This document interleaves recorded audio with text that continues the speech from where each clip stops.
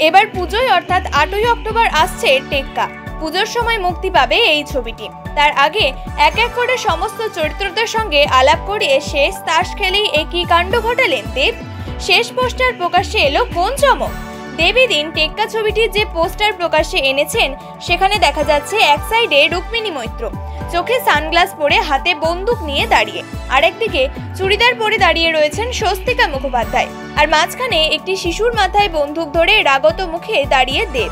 বাচ্চাটির পরনে রয়েছে স্কুল ইউনিফর্ম। এই ছবিটি পোস্টার করে দেব এদিন লেখেন, সাহেব বিবি গোলামের দেশে আস্তিনে থাক। এবার পুজোয় দেখা হচ্ছে টেক্কার সাথে। সব কার্ড এবার টেবিলে। শেষ খেলা শুরু হবে এবার। আপনি প্রস্তুত তো? এই ছবিতে স্বস্তিকা মুখোপাধ্যায়কে একজন সাংবাদিকের চরিত্রে দেখা যাবে। রুক্মিণী হবেন পুলিশ অফিসার। অন্যান্য চরিত্রে থাকবেন অনির্বাণ চক্রবর্তী প্রমুখ। ছবির পরিচালনা করেছেন সৃজিত মুখোপাধ্যায়। প্রযোজনায় দেব এন্টারটেনমেন্ট ভেঞ্চার্স লিমিটেড। সম্প্রতি দেব একটি ছবি পোস্ট করেছেন, সেখানে দেখা যাচ্ছে তাসের জে বা জোকার লেখা, সঙ্গে মাঝে তিনি ঝাড়ু হাতে দাঁড়িয়ে রয়েছেন।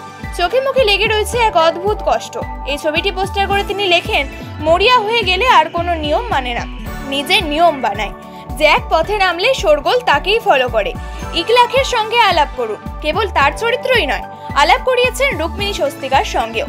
দেব স্বস্তিকা মুখোপাধ্যায়ের একটি ছবি পোস্ট করেন সম্প্রতি। সেখানে দেখা যাচ্ছে চুড়িদার পরে দাঁড়িয়ে আছেন তিনি, চুল ছোট করে কাটা, চোখে মোটা কাজল, হাতে টেডি বিয়ার। এই ছবিতে স্বস্তিকার নাম হবে ইরা।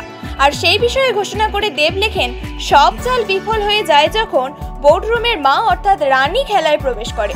আলাপ করুন ইরার সঙ্গে। অন্যদিকে রুক্মিণী মৈত্রের চরিত্রের সঙ্গে আলাপ করিয়ে দেব লেখেন, ক্ষমতা, দায়িত্ব, বিচার, মায়ার সঙ্গে আলাপ করুন, যে পথঘাট শাসন করে বেড়ায়। সব মিলিয়ে এবার পুজোয় অর্থাৎ 8ই অক্টোবর মুক্তি পাচ্ছে টেক্কা।